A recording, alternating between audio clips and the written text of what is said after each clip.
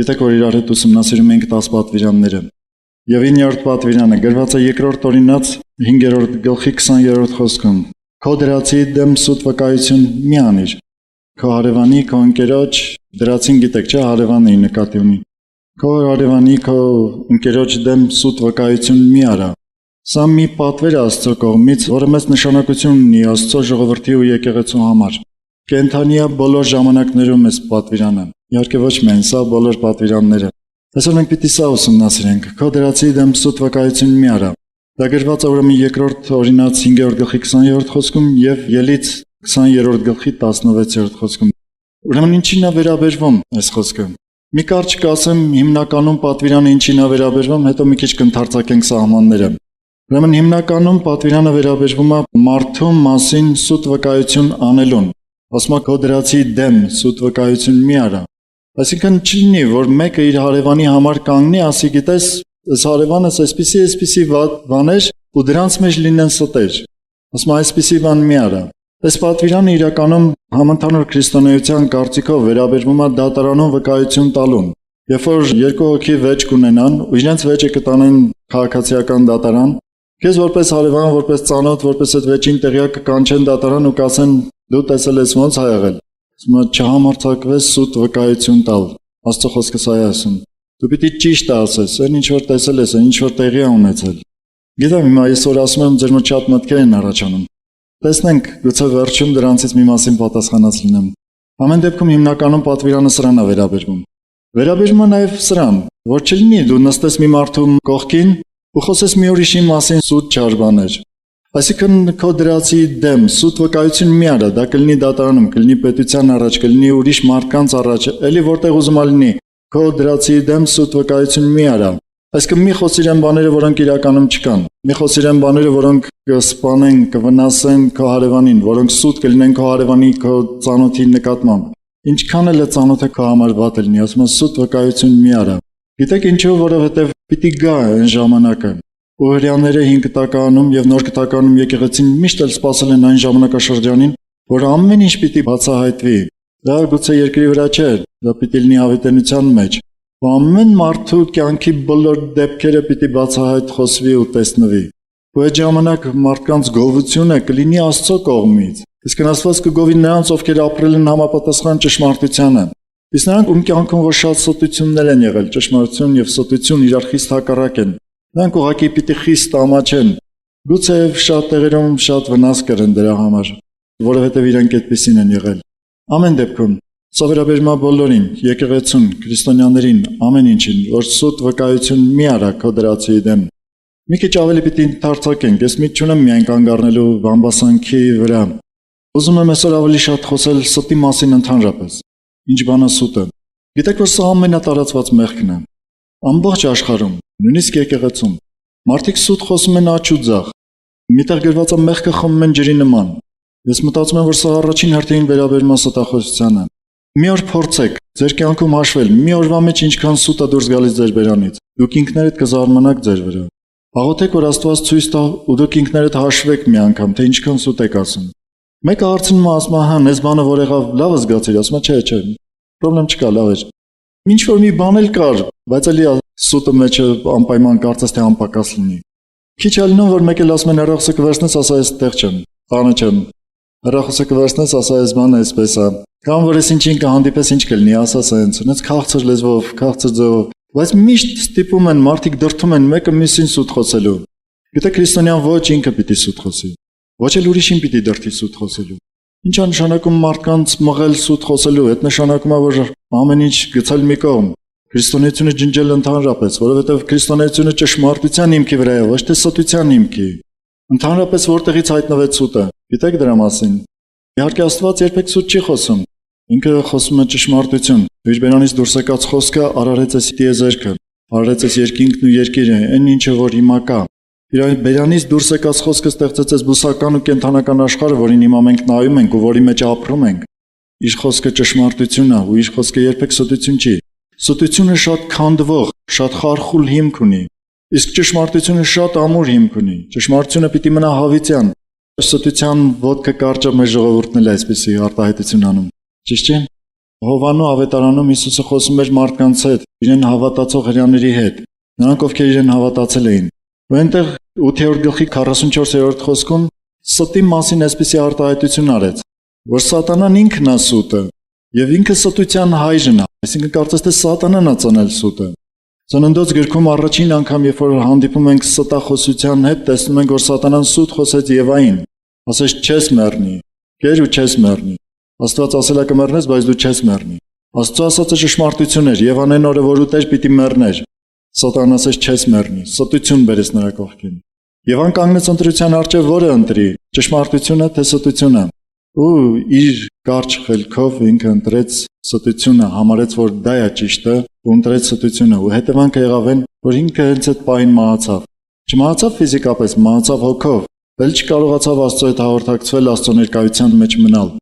Սա ճշմարտություն է մինչև հիմա ու ճշմարտություն լինելու հավիտյան, որ ոչ մեկը ում բերանից սուտա դուրս գալիս չի կարողանալու հաղորդակցվել Աստծո հետ։ Երբ որ դու կանգնես Աստծո հետ հաղորդակցության, նայես նրա աչքերին, առաջին հերթին քո խոսածած սոտերը գալու են քո աչքի առջև, քո գործած մեղքերը։ Ու դու տեսնելու ես, որ մինչև դրանցից չազատվես, մինչև որոշում չկայացնես, որ սրանից հետո էլ սուտ չեմ խոսելու,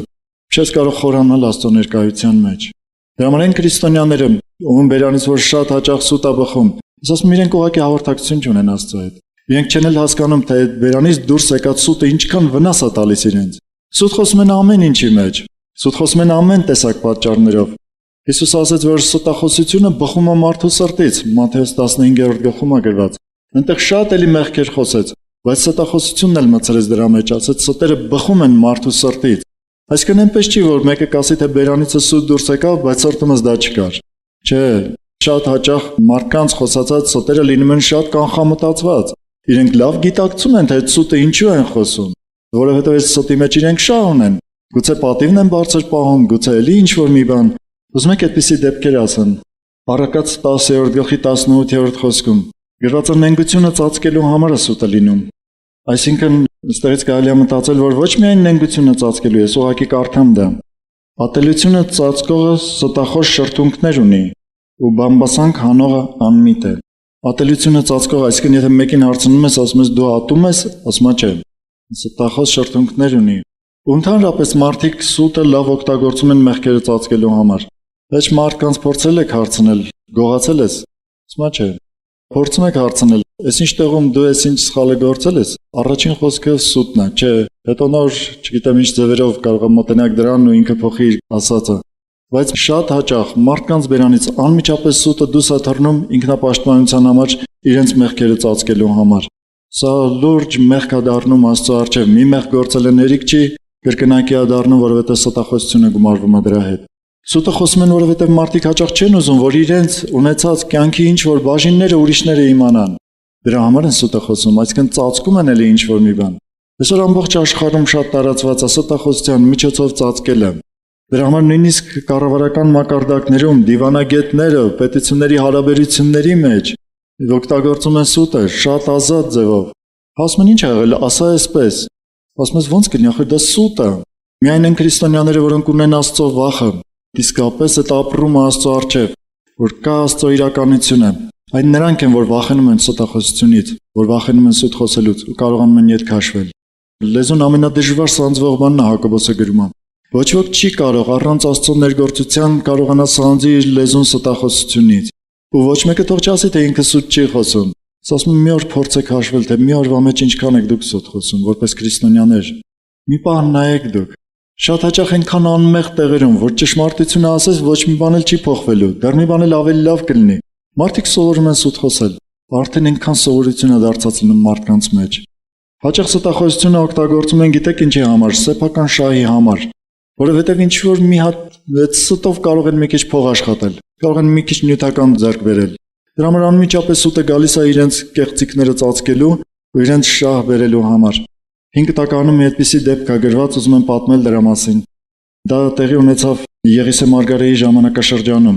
Ինքը մի աշակերտ ուներ, Գեզի անունով։ Գիտեք ինչ տեղի ունեցավ։ Ուրեմն մի օտարազգի ասորի մի շատ պաշտոնյա, շատ հարուստ մի մարդ, որ հիվանդ էր բորոտությունով,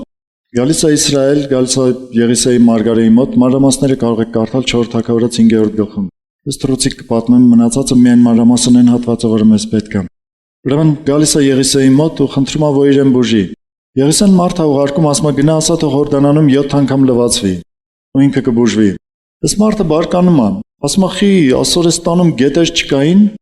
մեր գետերը այդքան վատն էին, նենա Ասորստանում կլվացվեի ու կբուժվեի։ Ու ինքը բարկացած թողում հեռանում է։ Հեռանալու ժամանակ, երբ որ իրենք հավաքած իր հարստությունը, ամեն ինչը արդեն նեղված ու բարկացած գնում է, մոտենում է իր ծառաներից մեկը այդ մարդու, ասում է տեր, եթե Եղիսեն Մարգարեն քեզ մի ավելի դժվար, ավելի բարդ բան ասես դու կանեիր, ասում է մի բան ասել էլի, որ գնա լվացվի։ Արի գնանք մի հատ լվացվի Հորդանանում։ Գնում է այս մարդը ու լվացում է Հորդանանում, գրված է 7 անգամ, սուզումը ջրի մեջ դուրս է գալիս։ 7-րդ անգամ, երբ որ դուրս է գալիս, գրված է իր մաշկը լրիվ առողջ, կարծես երեխայի մաշկի նման մաքուր մաշկ է ստացվում։ Ինքը այնքան է ուրախանում այս մարդը, վերադառնում է Մարգարեի մոտ, ասում է քեզ ինչքան հարստություն տամ։ Մարգարեն ասում է ոչինչ չեմ ուզում, ու ոչ մի բան չի վերցնում այդ հարստությունից։ Այս մարդը ասում է լավ գոնե մի երկու ջորի հող պիտի տանեմ Իսրայելից, որպեսզի այդ հողի վրա երկրպագություն եւ այլն այսպեսի ինչ որ Աստծո պաշտամուկ անեմ։ Ու վերցնում գնում է ինքը։ Երբ որ գնում է, Մարգարեի աշակերտը Գեզիի աչքերը գնում են այդ հարստության հետ։ Սիրտը գնում է այդ հարստության հետ։ Ես այստեղ հաճախ ասում եմ մարդը ինչքան կապված է լինում նյութականի հետ, որ Աստծո հրաշքը իրեն չի գրավում, որ այդ մարդը բորոտ եկավ, առողջ գնաց։ Սա իրեն չի գրավում, գրավում է նյութական հարստությունը։ Ինքը չի դիմանում, ասում է ես մի բան պիտի վերցնեմ այդ մարդուց։ Արդեն որ որոշակի հեռացած են լինում, ինքը վազում է նրանց հետևից, հասնում է, այդ մարդը ճանաչում է, որ Մարգարեի աշակերտն է։ Ասում է իմ տերս Մարգարեն փոշմանեց, մի քիչ բան տուր, հարստություն տուր։ Խաբում է այս մարդը։ Այդ հարստությունից մի քիչ վերցնում է, այն ինչքան որ ինքը ուզում էր, դրա կրկնակին տալիս է այս մարդը, ուրախությունից, սրտաբաց, ձեռնաբաց տալիս է, որովհետև ինքը ինչ հիվանդությունից է բուժվել։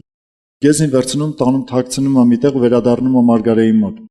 Մարգարեն ասում է որտեղից ես գալիս։ Մարգարեն լավ գիտեր որտեղից ես գալիս, բայց հարցնում է որտեղից ես գալիս։ Գիտեք ինչու է այսպես լինում։ Աստվածը լավ գիտեր, որ Ադամն ու Եվան կերան են պտուղից, բայց հարցրեց, ասեց՝ «Մի՞թե կերաք»։ Գիտեք այս հարցը միշտ ինչի համար է։ Հնարավորություն է տալիս ապաշխարության։ Մարգարեն հնարավորություն էր տալիս, որ զղջար, ասեր՝ հա, գնացի սենց մի հիմարություն արեցի, ներիր։ Մի հատ սենց մի բառ ասեր էլի Գեզին։ Ասեց ոչ մի տեղ էլ չեմ գնացել, երկրորդ սուտը խոսեց։ Երկու սուտ ինչի համար։ Ընդամենը փող ունենալու համար, ընդամենը մի երկու հագուստ ունենալու համար ավելին, թեկուզ դրանք ճոխ էին իր աչքին, բայց ավելի թանկ արժեին, քան թե Աստծո հետ մոտիկությունը։ Երբ որ քրիստոնյաները սուտ են խոսում կամ ընդհանրապես մեղք են գործում, գիտեք որ իրենք իրենց շահը, այդ ինչի համար որ իրենք մեղքը գործեցին, դա ավելի մեծ են գնահատում, քան թե Աստծո հետ իրենց հարաբերությունը, որովհետև իրենք զոհաբերում են Աստծո հետ հարաբերությունը, իրենք ուրանում են Աստծո հետ հարաբերությունը, հանուն փողի, հանուն պատվի, հանուն էլի ինչ որ մի բաների։ Դուք հասկանում եք դա։ Ցանկացած սուտ որ դուրս է գալիս մարդու բերանից հենց դա է գործում, փչացնում է մարդու եւ Աստծո հարաբերությունը։ Գիտեք Մարգարեն ինչ ասաց իր աշակերտին։ Ասաց միթե իմ հոգին այնտեղ չէր, այսինքն Եղիսեն հոգով արդեն տեսել էր, թե ինչ է տեղի ունենում Գեզիի հետ։ Ասաց այն բորոտությունը, որ այն մարդու վրա էր, թող քո վրա լինի, անիծես տեղում, այս աշակերտը իր տեղում բորոտությունով հարվածվեց։ Հա թե ինչ կարող անի սուտը, մեղքը, շահամոլությունը, տվյալ դեպքում նաև դա միջոց էր ծածկելու իր շահամոլությունը, նյութապաշտությունը։ Մի ուրիշ դեպքում Դավիթ թագավորը առաջի թագավորած գրքում կարդացած կլինեք այդ դեպքերը։ Երբ որ փախնում էր Սաուղից, եկավ հասավ մի քահանայի մոտ, այդ ժամանակվա նշանավոր քահանաներից մեկն էր։ Հասավ քահանայի մոտ ու քահանային մի մեծ սուտ հորինեց։ Դավիթ թագավորը, որ մենք այդքան ասում ենք, Աստծո սրտի համեմատ մի մարդ, բայց մի տեղ եկավ որ էլ չկարողացավ։ Իր անձի համար վախը, որ Սավուղը իր ետևից կհասնի ու իրեն կսպանի։ Մյուս ծառայողները իրեն կբռնեն ու կտան Սավուղի ձեռքը։ Վախը ստիպվեց, որ ինքը սուտ խոսի։ Գիտեք քրիստոնյաներին էլ շատ հաճախ վախը ստիպում է որ սուտ խոսի։ Գիտեք ինչ ճոխ սուտ խոսեց, ինքը փախնում էր թագավորից, որ թագավորը իրեն չսպանի։ Եկավ քահանային ասեց, գիտես թագավորը ինչ շատ կարևոր գործով տեղ ա ուղարկել։ Այնքան կարևոր գործ էր, որ ոչ հետս հաց են վերցրել, ոչ շատ մարդ են վերցրել, ոչ զենք են վերցրել։ Ասեց ինչ կլինի, կարաս ինձ մի քիչ հաց տուր։ Ինչ որ պայմաններով քահանան հացը տվեց, ինքը կերավ, դրանից հետո էլ ասեց, գիտես, մի հատ էլ թուր տուր, էլի այնքան շտապ էր գործը, որ չեմ հարցրել թուր վերցնել։ Թուր էլ տվեց, Դավիթը վերցրեց ու գնաց։ Սավուղը եկավ հասավ այդ տեղը, քահանային կանչեց, ասեց դու իմ թշնամուն կերակրել ես, դու իմ թշնամուն զենք ես տվել, ու հրամայեց, որ այդտեղ քահանաներին կոտորեն։ Երբ որ Դավիթը լսեց, ասեց, իմ ստի պատճառով եղավ։ Գոնե Դավիթ այդքան անկեղծություն ունեցավ, որ ասեր իմ ստի պատճառով եղավ, իմ մեղքի պատճառով եղավ։ Ես եմ մեղավոր դրա համար։ Ինչքան ժամանակ մարդիկ սուտ են խոսում իրենց պաշտպանելու համար, չհասկանալով, որ դրանով ինչքան մարդկանց են վնասում իրենց շուրջը։ Այդ օրը, եթե չեմ սխալվում, ամբողջ քաղաքում բոլոր քահանաներին սպանել տվեց Սավուղը։ Նրա համար, որ իր թշնամուն կերակրել էին, իր թշնամուն զինել էին։ Իհարկե, սուտը շատ վնասներ է հասցնում։ Բոլորի մասին գուցե հնարավոր չի բոլորը հատ-հատ թվարկել, բայց հիշենք, որ սուտը շատ ծայրահեղ մեղք է կարծես թե։ Ամենաշատ օգտագործվող մեղքն է, թե հավատացյալների կողմից, թե անհավատների։ Հաճախ դա օգտագործվում է գիտակցաբար, ինչ որ գործեր անելու համար, ինչպես ասացի։ Հաճախ օգտագործվում է անգիտակցաբար, այսինքն այնքան մարդը վարժված է սուտ խոսելու, որ ինքնըստինքյան սուտ է խոսում։ Շատ սուտ է խոսվում պատիվը բարձր պահելու համար, որովհետև եթե հանկարծ իմանան, որ ես այս մի սխալը գործել եմ, իմ վրա ոնց կբարկանան։ Երեխաները գիտեք ինչ են սուտ խոսում, որովհետև վախենում են, որ ծնողները իրենց կծեծեն։ Որովհետև վախենում են ծնողների կողմից կամ հարևանների կամ էլ ինչ որ ուժեղների կողմից իրենք հալածված կլինեն։ Ու երեխաները դա սովորում են ոչ թե ուրիշ տեղից, այդ բնությունը կա իրենց մեջ։ Մի բան էլ իրենք տեսնում են իրենց ծնողների մոտ։ Սուտ ահավոր բան է, ինչքան կարող եք դրանից հեռու մնացեք։ Սուտի բոլոր տեսակներն են մեղք։ Մեկ-մեկ երբ որ մարդկանց հետ խոսում ենք սուտ խոսելը որպես մեղք, այսպիսի թեմա, մարդիկ մտածում են բան սուտը, որի միջոցով մարդու կյանք է սփրկում։ Այսպիսի բաներ գուցե ձեր սրտերում էլ այդպիսի հարցեր առաջացավ, բայց գիտեք 5 տակարանում կան այդպիսի դեպքեր, որ սուտի միջոցով մարդկանց կյանք են փրկել։ Հիշում եք այդպիսի դեպքեր։ Երբ որ փարավոնը հրամայեց, որ իսրայելացի բոլոր նոր ծնված երեխաները, եթե տղա են, պիտի մահանան, մանկաբարձներին հրամայեց, որ մանկաբարձները հենց իրենք խեղդեն այդ երեխաներին։ Մանկաբարձները մի մեծ սուտ հորինեցին, չեմ ուզում պատմում, որպեսզի իրենց անձը ազատեն պատժից, որ փարավոնը իրենց չպատժի։ Աստված գրվածա տեսավ, օրհնեց մանկաբարձներին։ Հաճախ այստեղից վերցնում են, ասում են կարելի է սուտ խոսել։ Չէ, չի կարելի։ Սա 5 տակարն էր։ Աստված չէր ասել այդ մարդկանց սուտ չխոսեք։ Իրենք չգիտեին, որ սուտ խոսելը մեղք է Աստծո առջև։ Իրենք գրվածա վախից, Աստծուց վախենալով այդ երեխաներին չսպանեցին։ Այս սա էր, որ Աստված օրհնեց։ Այս սրա համար Աստված օրհնեց, ոչ թե սուտ խոսելու համար։ Շատ հաճախ այս պահը խախտվում է, քրիստոնյաները այդտեղից վերցնում են, որ կարելի է սուտ խոսել։ Քրիստոնեական ժամանակաշրջանում, նոր կտակարանային ժամանակաշրջանում կա մի ուրիշ զորություն, որը փոխարինելու է եկել այդ վախը, այդ մի տեսակ դժվարությունը, որը մարդիկ իրենց անձի պաշտպանության համար կարող են անկարծ սուտ խոսել։ Ու Աստված այդտեղ էլ անկարծ չէր հանդիմանում։ Այդպիսի բան չկա նոր կտակարանում։ Նոր կտակարանը բացարձակության կտակարան է։ Հիսուսը ոչ մի անգամ իր բերանից սուտ խոսք չանեց։ Ինքը եղավ մեր կատարյալ օրինակը։ Այսինքն ինքը ցույց տվեց, որ մարդ կարա երկրի վրա ապրի կատարյալ ձևով երբեք սուտ չխոսելով։ Միշտ իր բերանը մաքուր պահելով։ Դուք հավատում եք դրան։ Ոչ մի բարի նպատակով, ոչ մի մարդկանց կյանքը փրկելով։ Ես միջոցներ ասեմ, օրինակ եթե պետք է որ դու սուտ խոսես, հանկարծ մտածում ես սուտ խոսես մեկի կյանքը փրկելու համար, որոշում կայացրու որ սուտ չես խոսելու։ Աստծուց իմաստություն խնդրիր ինչ պիտի ասես։ Ես այդպիսի դեպքեր բազմաթիվ գիտեմ, որտեղ մարդիկ իսկապես կարողացել են ասել բաներ, որոնցով փակվել է մարդկանց բերանը ու չեն կարողացել իրենց դեմ խոսել, որովհետև Աստծո իմաստությունն է գործել։ Հիշում եք Ստեփանոսին նոր կտակարանում, որին քարկոծեցին, գրված է նրա իմաստությանը ոչ ոք չէր կարողանում դեմ դնել։ Գիտեք ինչու։ Սուրբ Հոգին կար իր մեջ, Աստծո Հոգին կար իր մեջ։ Սրանից մեծ իմաստություն ես ուզում, դու միշտ ելք ունես սուրբ ձևով դուրս գալու ամեն դժվարությունից։ Ամեն դժվարության մեջ Աստված քեզ համար սուրբ ձևով դուրս գալու ելք ունի։ Քեզ պետք է մոտիկ լինել Աստծո հետ, որպեսզի կարողանաս այդ ելքը տեսնել ու սուրբ ձևով դուրս գալ, ոչ թե ստախոսությունով։ Ստախոսությունը երբեք Աստծո կողմից չի խրախուսվում։ Սուտը հաճախ ասում են երեխաներին, բարդարացնում են դե երեխա է, բայց գիտեք որ դրանից ինքը սովորում է ստախոսություն։ Գիտեք որ մեծանալով ինքը սովորում է, ինքը փոխանցում է դա։ Ունեք իմ երեխաները փոքրուց գիտեն, որ ձմեռ պապի չկա։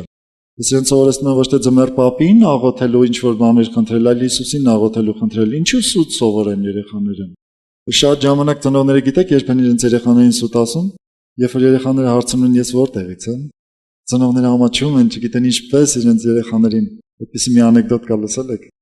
Ասում եմ մի փոքրիկ իր տատիկին հարցնում ասում է տատի, ես որտեղից եմ։ Նա քեզ արագիլն ա վերել։ Տատի, բա ապերիկս որտեղից է։ Ասում է իրան կաղամբի թփի մեջից են գտել։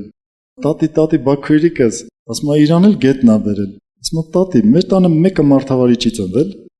Կարիք կա երեխաներին ճիշտը սովորեցնելու։ Նրանք պիտի իմանան դա։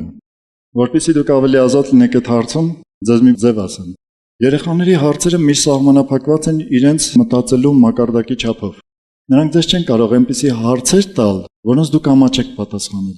Նրանք կմեծանան, հետո այդ հարցերը կտան։ Երբ որ կհարցնեն որտեղից դուք իրենց մակարդակի չափով պատասխանեք իրենց։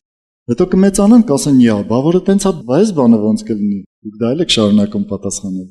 Այսինքն ամեն անգամ մի բան ավելացնելով իր տարիքին համապատասխան, վերջը կարող եք նույնիսկ դա էլ լրիվ մաքուր ձևով ու ճշմարտությունով իրենց ասել։ Չլինի, որ հանկարծ այս հարցում էլ սխալներ լինեն։ Մեկ-մեկ այսպիսի սոտերը երեխաների հետ կապված հաճախ այնքան անմեղ են թվում, բայց մեկը իրենք Աստծո առջև մնում են մեղք։ Օրինակ մայրը խոսում է երեխայի վրա, ասում է՝ «Այս բանը սենց արա, չի անում, այս բանը սենց արա, չի անում»։ Վերջը ասում է՝ «Պապան ա ասել»։ Բայց պապան ոչ մի չի ասել։ Պատկերացրիք արդեն բերում է հեղինակություն, խաբում է երեխային հեղինակությունով, որպեսզի կարողանա դա անել դա, այն իր ցանկությունը իրականացնել դա։ Բայց սա ճիշտ ձև չի։ Սովորեք երեխաների հետ միշտ խոսել ճիշտ։ Միշտ, որպեսզի իրենք կարողանան տեսնել, որ դուք ճիշտ եք խոսում, որ ձեր վրայից սուտ դուրս չի գալիս։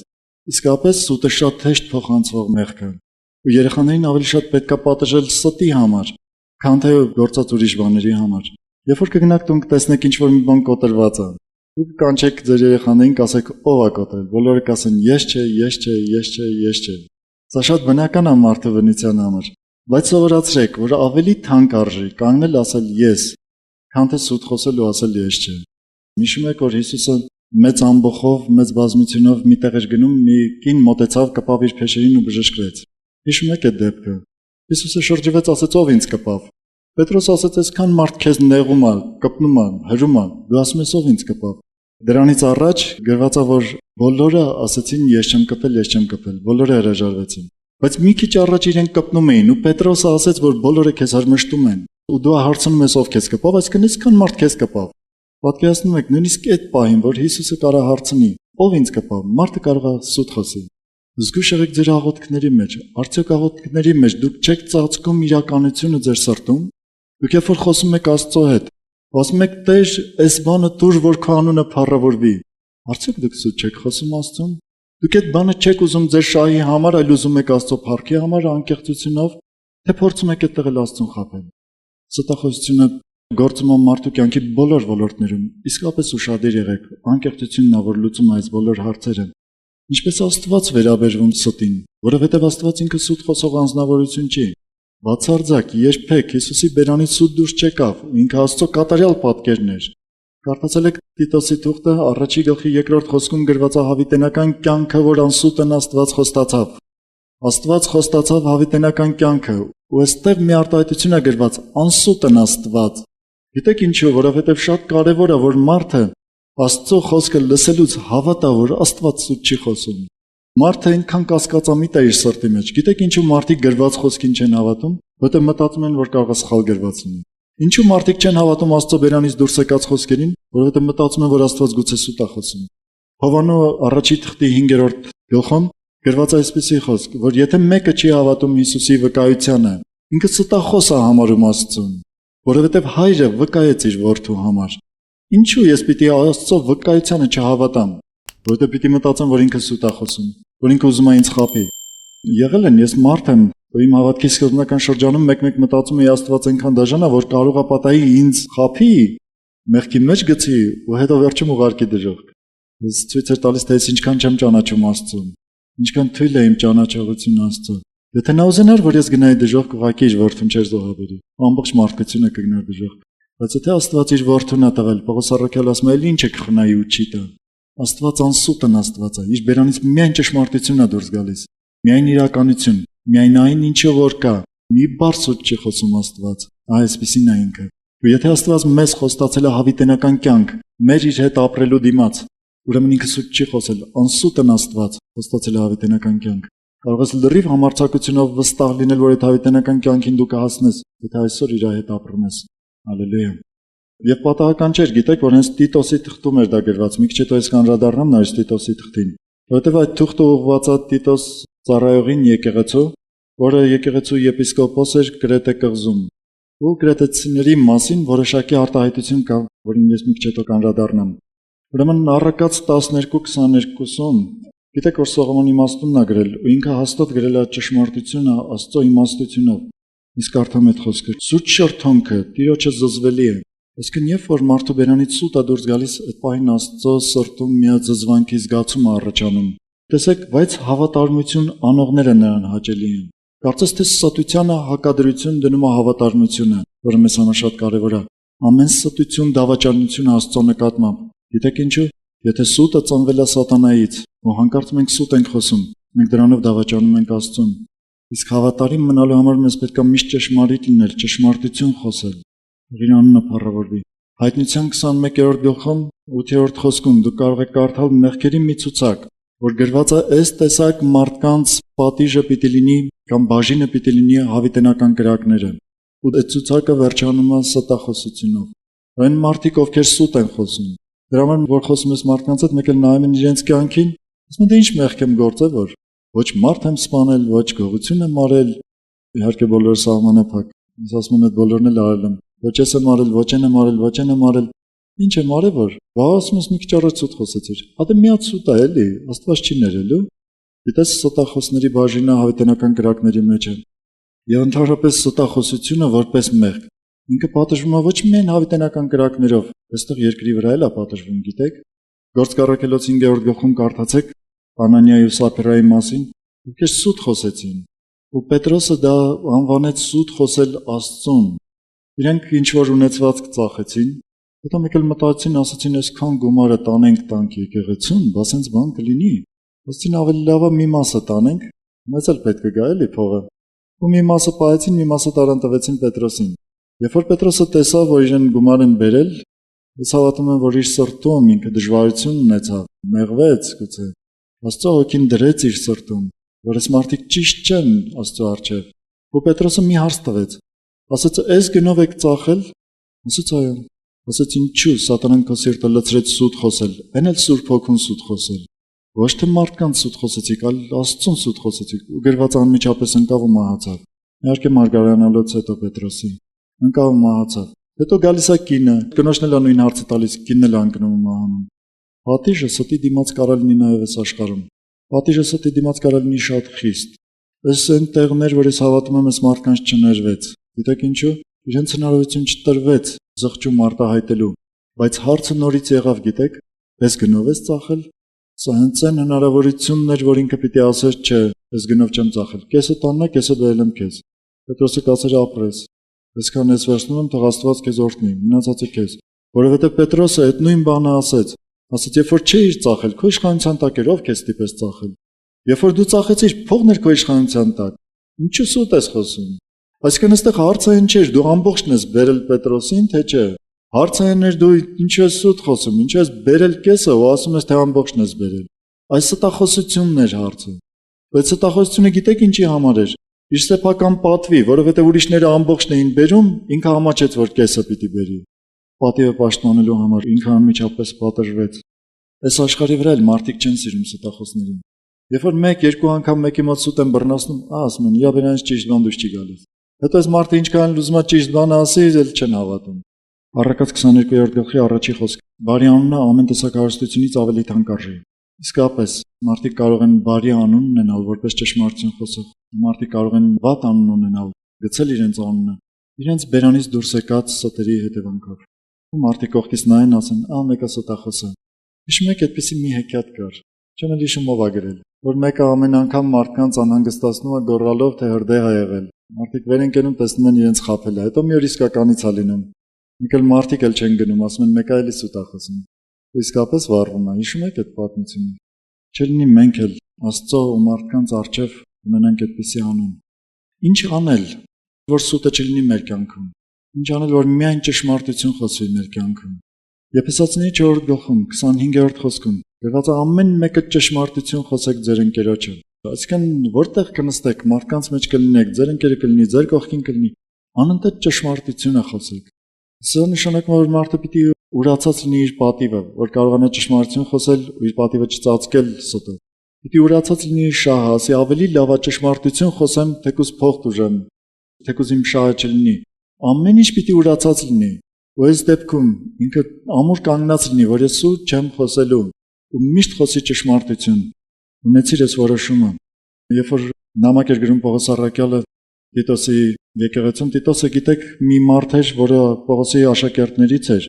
Ու դրանից հետո Պողոսն ինքը թողել էր Տիտոսին Կրետե կղզում, որպեսզի ինքը հովվեր առաջնորդեր եկեղեցին եւ անհանգստություններ այդ եկեղեցու համար։ Կարող եք կարդալ առաջի գլխի 12-13 խոսքերում։ Նույնիսկ իրենց մարգարեն, կրետացիների մարգարեն ասաց, որ ստախոսներ են կրետացիները։ Այսինքն շատ տարածված է սուտ խոսել այդ մարդկանց մեջ։ Ու լուծումը գիտեք ինչ ասաց, ասաց սաստիկ հանդիմանիր, որպեսզի առողջանան հավատքի մեջ։ Երբ որ կտեսնեք սոտության մեղքը, սաստիկ հանդիմանեք, որպեսզի այդ մարդիկ առողջանան հավատքի մեջ։ Սա այն մեղքն է, որը իսկապես լուրջ սաստիկ հանդիմանության կարիք ունի։ Շատ հաճախ մտածում են, ասում են, դե հո մարդասպանություն չի։ Ստախոսությունը ամեն ինչ է, մարդասպանությունն էլ է, շինությունն էլ է, գողությունն էլ է, ամեն ինչ է ստախոսությունը։ Որովհետև այդ բոլորի համար ծածկոց է հանդիսանում։ Այդ բոլորի հիմքում ընկած է ստախոսությունը։ Ուրեմն ստախոսության նկատմամբ եղեք շատ խիստ ձևով հակառակ ստախոսության նկատմամբ։ Թույլ մի տվեք, որ հանկարծ դրանք ձեզ գրավեն։ Ուզում ես իմանալ ինչ պիտի անես։ Մի հետարքիր սաղմոս կա, Դավիթն է գրել այդ սաղմոսը։ 5 կտակարանում է գրված, բայց շատ ժամանակակից, շատ նոր կտակարանային արտահայտություն կա։ Ես կարդում եմ 15-րդ սաղմոսի առաջի 2 խոսքերը։ Տեր, ով պիտի մնա քո վրանիդ մեջ, Տեր, ով պիտի բնակվի քո սուրբ լեռանդ վրա։ Դավիթը հարց է տալիս Աստծուն։ Ասում է, ով պիտի բնակվի քո սուրբ լեռան վրա, ով պիտի բնակվի քո բնակարանի մեջ։ Աստծո պատասխանը լսեք։ Նա, որ անմեղությամբ է քայլում, արդարություն է գործում եւ ճշմարտություն է խոսում իր սրտի մեջ։ Չգիտեմ ձեր թարգմանություններում ինչպես է կարդում, բայց այս արտահայտությունը ճշմարտություն է խոսում իր սրտի մեջ։ Սա շատ կարևոր մի արտահայտություն է։ Մարդիկ հաճախ սուտը խոսում են այնքան համոզված, որ իրենք ճիշտ բան են խոսում, ոչ թե իրենց խոսածած սուտին հավատում են։ Դու քո սրտում երբևէ ճշմարտություն խոսում ես։ Դու որ կանգնում ես Աստծո առաջ, բացվում ես ու ճշմարտություն խոսում ես քո սրտի մեջ։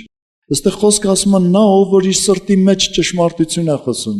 Կարևոր չի դու նեղված ես, կարևոր չի դու ինչ զգացումներ ունես։ Դու այդ բոլոր զգացումներդ կարող ես խոսել Աստծուն։ Ասել Տեր, ես նեղված եմ, բայց դու խոսես քո սրտից բխած ճշմարտությունը, դու չխոսես ստություն։ Դու երբ որ մարդկանց հետ ես խոսում ու քո սրտում ճշմարտություն խոսող մարդ ես, դու մարդկանց հետ էլ ճիշտ ես խոսես։ Այսինքն իսկապես Հիսուսի ասած խոսքն է հաստատվում, որ ստությունը բխում է մարդու սրտից։ Ուշադիր եղեք սրա նկատմամբ։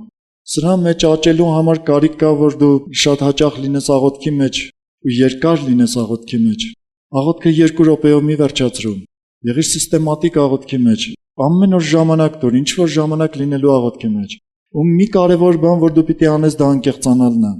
Կանգնիր Աստծո առաջ, բացվիր, մեկ Աստծուն չես կարող խաբել։ Ինչքան էլ դու քո սրտի մասին բարի բաներ խոսես, մեկ Աստված տեսնում է քո սիրտը ինչպիսին է։ Հիսուսը խոսեց մարդկանց հետ, ասեց դուք մարդկանց առջև ձեզ արդար եք ցույց տալիս, բայց Աստված գիտի ձեր սրտերը։ Այսինքն մարդը իսկապես բաց պիտի լինի Աստծո առջև, նայ մարդկանց առջև, չվախենա ոչ մի բանից։ Կանգնի ասի Տեր, սա եմ, ինչ որ եմ։ Այ մի քիչ առաջ մեղ գործեցի, չգնա ասի, բա ինքը տենց արես դրա համար մեղ գործեցի։ Տենց չի լինում Աստծո հետ։ Ես լսել եմ խոստովանություններ, երբ որ քրիստոնյան գալիս է ասում, ինչ կլինի մեղքս խոստովանում, ասում եմ ասա։ Գլասում այս ինչը սենց արես, դրա համար սենց արեցի։ Ասում ես խոստովանություն չի, որովհետև դու մեղադրում ես այդ ինչին, որը տենց արես, դրա համար դու մեղ գործեցիր։ Իրականում դու պիտի ասես, ես այս մեղքը գործել եմ, մեղավոր եմ, ներիր Տեր։ Այս է խոստովանությունը, որ դու կանգնում ես Աստծո առջև։ Մի քիչ առաջ սուտ խոսեցի, Տեր ներիր։ Ու ազատի ինձ ստախոսությունից, ես չեմ ուզում դրա մեջ լինել։ Այսա կլինի խոստովանություն, այսա կլինի անկեղծություն ու պարզություն։ Շատ հաճախ դու քեզ բռնացրու ոչ կանխամտածված ստերի մեջ, բայց ոչ կանխամտածված ստերն էլ մաքրիր քո կյանքից։ Մեկ-մեկ զգուշացիր նաև, որ հանկարծ մի քիչ հետո չկանխամտածված սուտ խոսելուց։ Երևի լավ չասեցի։ Որպեսզի մի քիչ հետո դու գիտես, որ մի բան կլինի, չլինի, որ դրա մեջ չկանխամտածված սուտ խոսես։ Այսինքն մեկ էլ քեզ կգան կհարցնեն։ Օրինակ ինձ հետ է պատահել, երբ որ ես աշխատում էի մի գործարանում, մեկ էլ ինձ մեր աշխատողներից, որ հենց իմ կողքի սեղանին նստած աշխատում էր, մոտեցավ ասեց, որ կհարցնի շեֆը, ասաց տեղ եմ։ Ասեցի, որ կհարցնի, ասում ինքը ասեց, որ ստեղ է։ Երբ որ շեֆը գալիս հարցնում, նույն ձևով պատասխանում էի, ասում ինքը ասեց ստեղ եմ։ Ոչ շեֆն էր ինչ որ բան հասկանում, ոչ էլ են մարդն էր հասկանում, բայց ես գիտեմ, որ ես սուտ չեմ խոսել այս մարդկանց առաջ։ Իսկ հեռախոսի համար ընդհանրապես ծիծաղելի էր լինում, երբ որ հեռախոսը զանգում էր, ուզում էի վերցնել, ասում էին, որ ինձ կհարցնեն, ասա այստեղ չեմ։ Կասեմ, որ ինքը ասեց այստեղ չի։ Իսկապես, հաճախ մարդկանց հետ խոսելուց, եթե մի բանի մեջ դու համոզված չես, ասա հնարավոր է որ այսպես լինի։ Երբ որ քեզ մի բան են հարցնում ու դու համոզված չես, ասա հնարավոր է այսպես է, օգտագործիր այդ բառը։ Թե կարծում եմ այսպես, ոչ թե հաստատ այսպես է։ Երբ որ մեկը կգա քեզ մի բան կխոսի, իր դրացի մասին սուտ մի վկայություն կխոսի, կամ էլ ճիշտ, դու ինչ գիտես ճիշտ է խոսում թե սուտ։ Դրա համար միշտ ընտրության հարցում զգուշ եղիր։ Եթե դու ստի կողմը բռնեցիր, վնաս կքաշես ու մեկ կլինես ստի հետ։ Աստծո առջև սխալ կլինես։ Դրա համար երբ որ մեկը գալիս խոսում է ինչ-որ մի բան, մի ընդունիր որպես հաստատություն։ Այդ մարդուն ուղղիր իր ասածի համեմատ ինքը ճիշտ վերաբերվի այդ մարդու հետ։ Այն մյուսը կգա մի ուրիշ բան խոսի իր բարեկամի, իր հարազատի կամ չգիտեմ ինչի մասին, դու այդտեղ չես եղել, չգիտես։ Մեկ-մեկ մարդիկ իրենց տան մթնոլորտը այնպես են նկարագրում, որոնց ասում ես երևի այս մարդը դժոխքում է ապրում, մնացած բոլորը սատանաներ են։ Չգիտես, որովհետև ինքն է ներկայացնում դա, բայց դու իրական չգիտես։ Դու կարող ես իր բերանից դուրս եկած խոսքերով իրեն ուղղել, բայց այն ինչ որ ինքը պատմեց որպես հիմք մի ընդունիր։ Եթե միտեղ բերանիցը թռցրեցիր այդ մարդու ասածը, դու կարող ես ստի հետ մեկ դառնալ։ Հասկանում եք ինչ եմ ասում։ Ամեն տեսակ, ամեն ձևով զգուշացեք սուտ խոսելուց։ Սրանք կարևոր բաներ են։ Իսկ ամենակարևոր բանը ես նորից կանգ եմ առնում սրա վրա։ Արդյոք քո սրտի մեջ ճշմարտություն ես խոսում։ Արդյոք քո սրտի մեջ ճշմարտություն ես խոսում։ Եթե միտեղ էլ բերանիցը սուտ դուրս թռավ, դրանից հետո ինչ ես անում։ Փորձում ես երկրորդ սուտը ասել առաջինը ծածկելու համար, հետո երրորդը երկրորդը ծածկելու համար, դե կանգնում ասում ես ներիր, սխալվել եմ, սուտ եմ խոսել։ Ինչքան շուտ շղթան կտրես, այնքան օգտակար կլինի։ Զգուշացիր միշտ ստից։ 9-րդ պատվիրան ասում է. սուտ վկայություն մի արա քո դրացի դիմաց։ Ինչ տեսար քո կյանքում։ Սուտությունը քո կյանքի որ բաժնում ավելի շատ իշխում, ավելի շատ գործում։ Որոշում կայացրու Աստծո առջև դրանից հրաժարվելու, առանց ստի ապրելու, մաքուր լինելու։ Որոշում կայացրու, որ ամուր պիտի լինես ճշմարտության մեջ։ Որոշում կայացրու, որ աղոթքի մեջ քո սրտի հարցերը կլուծես, որ չլինի թե մի բառ անգամ սուտ դուրս գա քո բերանից։ Գիտեք, քրիստոնյան պիտի սովորի նաև ճիշտ բառերով խոսել։ Ես հաճախ եմ շփվել ճշգրիտ գիտությունների մասնագետների հետ։ Օրինակ մաթեմատիկա, ֆիզիկա։ Գիտեք, մի բառի փոփոխությունը կարող շատ բան փոխի։ Մարդիկ հաճախ են ասում այդ խոսքը, ասում են բառերից եք բռնվում։ Գիտեք, բառերի շարքն է որոշակի իմաստ կազմում։ Երբ որ ես սկզբում խոսում էի, ֆիզիկայի դասեր էի սովորում, հանկարծ ինձ ասում էին այսպես է, ես ասում էի իմ բառերով, մեկ էլ ասում էին սխալ ես ասում։ Այսպես պիտի ասես։ Ասում ինչ տարբերություն քո ասացի իմ ասացի մեջ, ես նույն բանն եմ ասում։ Ու հետո գրում էի դրանք, հետո նայում էի իսկապես տարբերությունը որն է, հետո սովորեցի իրենց նման խոսել։ Սովորեք Աստվածաշնչի նման խոսել։ Հաճախ գրեք ձեր բառերը, ձեր խոսքերը։ Այն խոսքերը Աստվածաշնչյան, որ դուք խոսեք ձեր բերանով, հաճախ գրեք ու համեմատեք, տեսեք ինչ բառեր ինչպես եք արտասանում, որովհետև ճշմարտությունը կարելի է շատ հեշտ սուտություն դարձնել։ Ինչ եք տեսնում ձեր կյանքում։ Այսօր ձեր կյանքի որ բաժիններում է գործում սուտությունը։ Ուրիշի մասին չարը խոսելու, սրտում ճշմարտություն չխոսելու, եսը պատիվը պաշտպանելու, սեփական շահը փողը պաշտպանելու, վերջի որ բաժնում է գործում։ Եթե դու մի բաժնում ճանաչում ես, հիմա կանգնիր Աստծո առջև, խոսիր նրա հետ, խոստովանվիր Հիսուսին, նա է քեզ լսողը, նա է քո մեղքերին ներում տվողը։ Ու հիմա, գոնե հիմա ճշմարտություն խոսիր նրան։ Քո սրտի մեջ ճշմարտություն խոսիր։ Մի ասա մարդիկ այսպես արեցին, դրա համար ես այդպես արեցի։ Ուղղակի խոստովանվիր, որ այստեղում ես սխալ եղա, այստեղում սխալ գործեցի։ Հիսուսն էլ նայում է քո աչքերին, նայում է քո մտքերին, նայում է քո սրտին, հասկանում է քեզ, ոչ թե մեղադրում այսօր, այլ ուզում է օգնած լինի։ Ոչ թե քեզ մերժում է, այլ հակառակը, կանչում է ճշմարտության մեջ, ճշմարտություն խոսելու։